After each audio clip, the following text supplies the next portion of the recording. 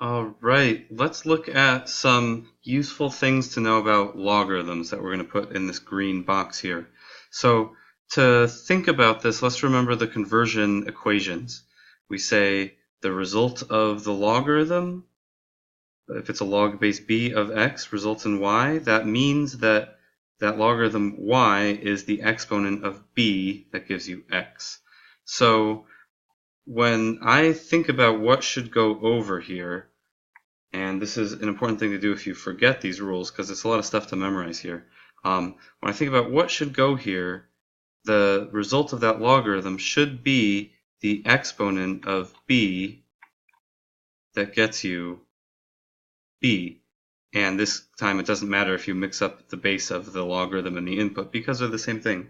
So what is that exponent that works there? It's 1. So this is my reasoning for it. Think about the exponential version of this equation. What makes it work? That should be the result of the logarithm. Same thing here. I want to think about what this logarithm should be, because this logarithm should be the exponent where you do b to that power, and the result should be 1. Well, if you think about this for a second, anything to the power 0 results in 1, and that's why the result of this logarithm is the number 0. And also, no matter what b is, if you want to know what is the exponent of b that results in b to the power k,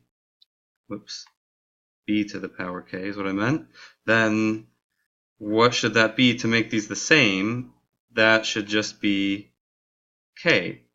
So, because b to the power k is equal to b to the power k, the result of this logarithm should be k. So it's weird notation, but if you get used to converting between exponential equations and logarithm equations like this, it'll make it a lot easier to remember these facts. So some examples of how this is used, real quick, is if you have a log base pi of 1. Well, because the exponent of pi that gets you a result of 1 is 0, that's going to be 0. And that's an example of using that first one.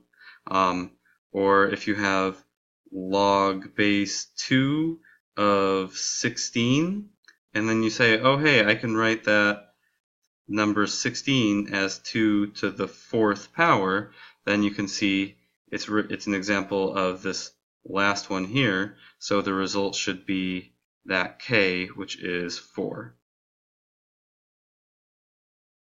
So these are some useful log facts.